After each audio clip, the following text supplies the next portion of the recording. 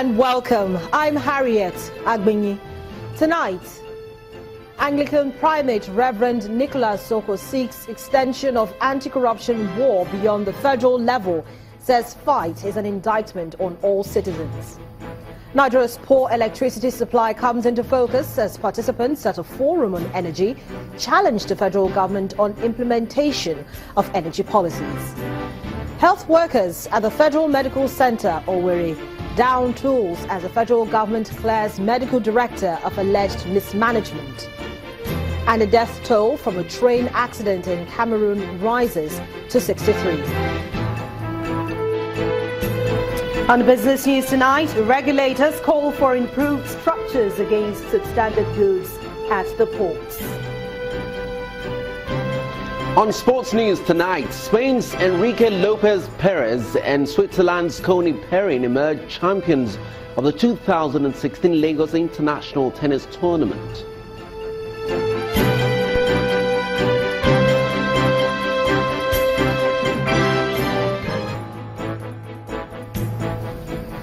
The fight against corruption by the Buhari administration is an indictment on all Nigerians, and this is according to the Primate of the Anglican Church, Most Reverend Nicholas Oko. Reverend Oko told journalists in Abuja that corruption cuts across the entire system and government should also extend the fight to the grassroots. On the recent controversial arrest and detention of some judges by the Department of State Security, the cleric is of the opinion that only the courts can declare them guilty. It all depends on what eventually is said about the judges concerned. If they are found to have been guilty, then it will not affect anything because the crusade would have been the right one. If they are found to be innocent, then the call will be for the government agencies in charge to take it easy so that they don't blackmail the government is trying to serve.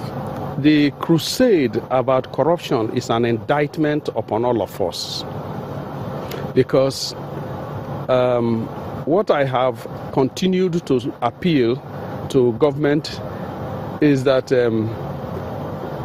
after the top echelons, then the crusade should be spread down the line. Because if you go to even the most local market, you will find corruption there. The people selling groundnuts, they are involved in corruption. The university teachers are involved in corruption. Those of us in the church in one form or the other. So nobody is actually spared. And what it means is that we have all been sensitized.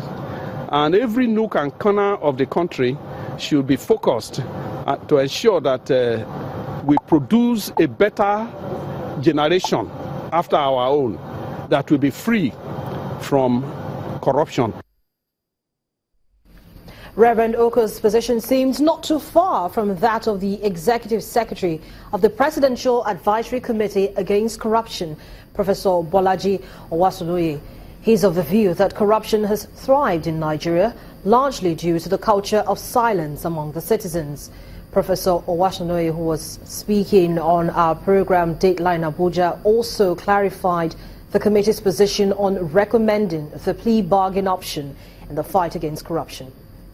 What does plea bargain entail, for example? If you are arrested for corruption and you choose to cooperate with the state and to help the state, and there's a range of punishment from 1 day to 1 year.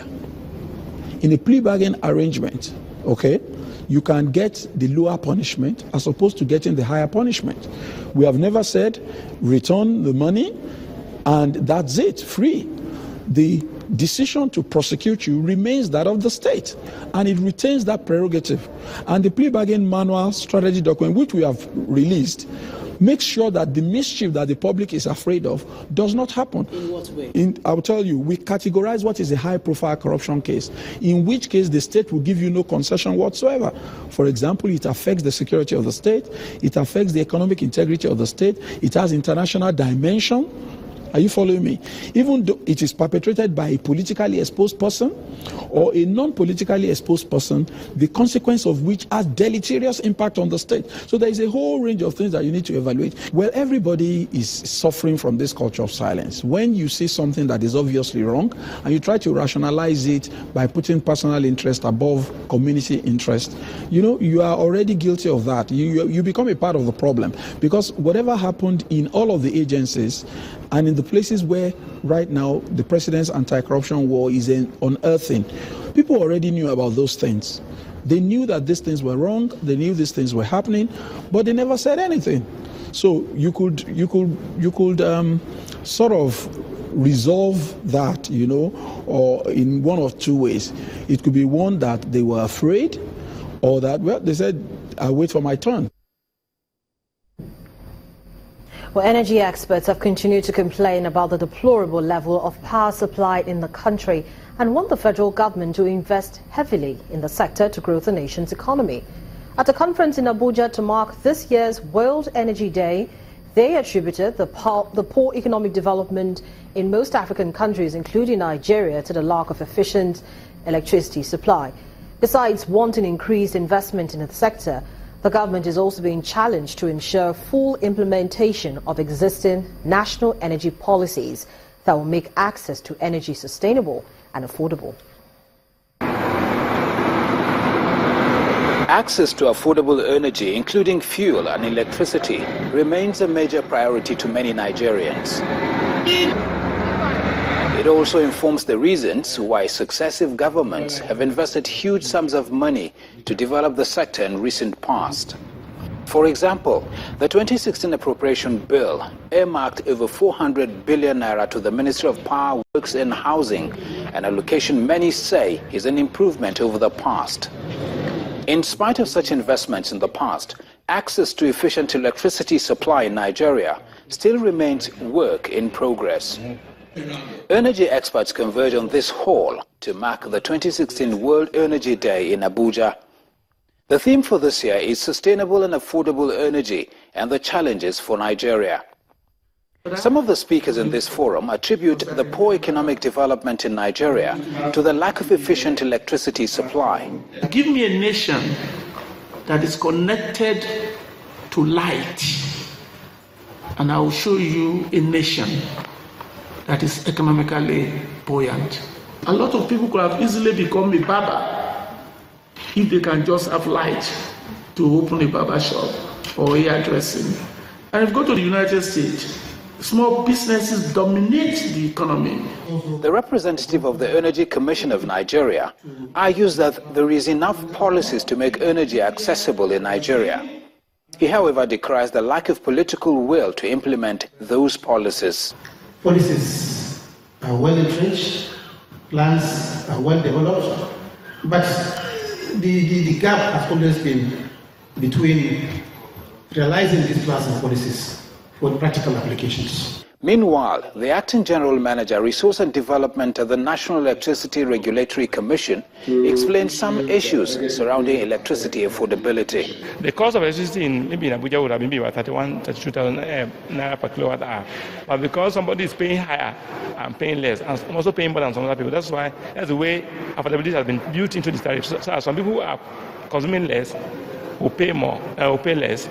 Why those of us who are also unable to pay more because we are public sector, we live in domestic use, we pay just 23 naira per kilowatt hour. Nigeria's electricity generation continues to revolve around 3,000 and 5,000 megawatts, even though experts say the country needs a minimum of 20,000 megawatts of electricity to drive the economy. That's the focus of the conversation I'll be having now. I'm being joined on the news at 10 by an energy consultant, Dapo Akionshu. He's also a partner with Simmons Cooper Partners. So good evening to you, and thank you so much for joining me on the news at 10. Good evening. What do you make of this year's theme for World Energy Day, sustainable and affordable energy and the challenges for Nigeria? I think the topic is a very interesting paradox. When you say energy is affordable and sustainable, they're two different things and they're difficult to work.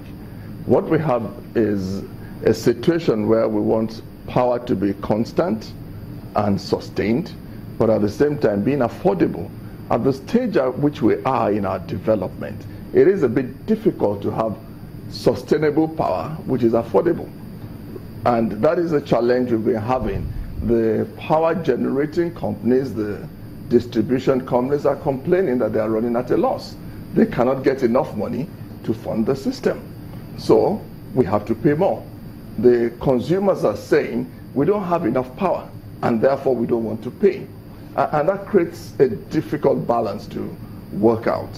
Unless the prices are increased, which we don't want to hear as consumers, it's going to be difficult to have power. When we have reached a level of production and generation and distribution, then we can start looking at affordability.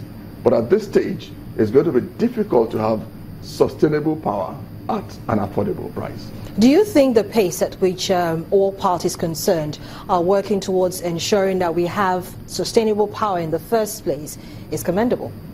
Oh, definitely. There's a lot of work going into making power available now. There's a lot of generation in place. Indeed, I think we have up to 11,000 megawatts, 11,000 available as installed.